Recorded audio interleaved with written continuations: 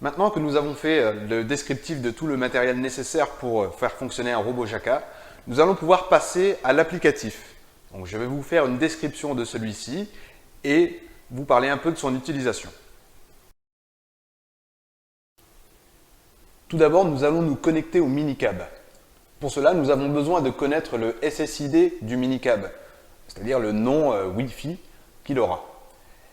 Et ce nom Wi-Fi, on le retrouve directement sur le minicab, en partie basse. Vous pouvez le voir sur la photo qui s'affiche. Pour se connecter au minicab, nous allons donc scruter les connexions Wi-Fi existantes. On retrouve le numéro ici inscrit sur le minicab. Pour s'y connecter, nous n'avons pas besoin de mot de passe spécifique.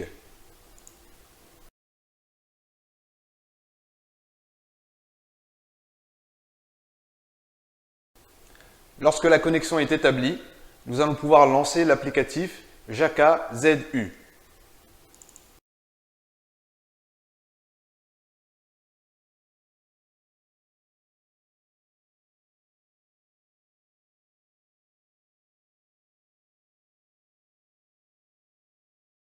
Pour agrandir la fenêtre, cliquez sur les trois petits points ici en haut à droite, Maximize.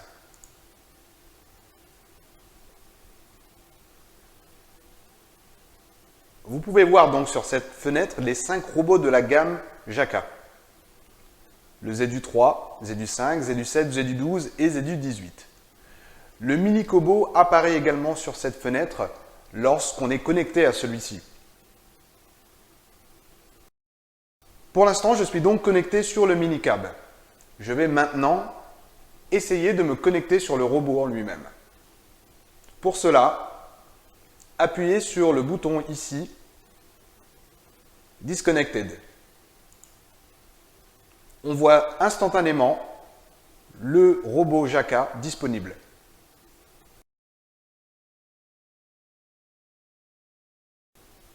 Il faut donc sélectionner le robot, valider avec le bouton OK, puis entrer le mot de passe administrateur.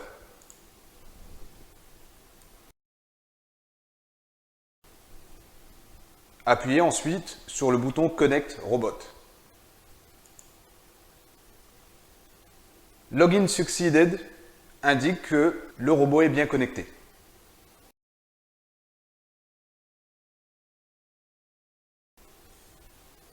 Nous pouvons maintenant refermer cette fenêtre et enfin mettre le robot sous tension avec le bouton ici Power On the Robot.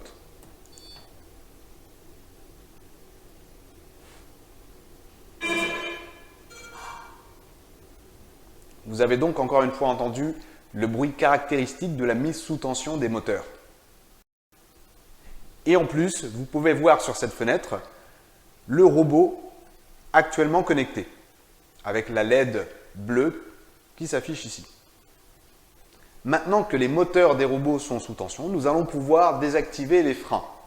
Pour cela, il faut appuyer sur le bouton Enable Robot. Cette fenêtre vous donne quelques informations sur les éléments de sécurité avant de pouvoir désactiver les freins moteurs. Appuyez sur le bouton Confirm pour valider. Vous avez encore une fois entendu le bruit caractéristique de la désactivation des freins moteurs. Le robot Jaka est maintenant prêt à démarrer son programme. Vous voyez également sur cette fenêtre la petite LED verte sur la tête du robot indiquant que celui-ci est bien prêt.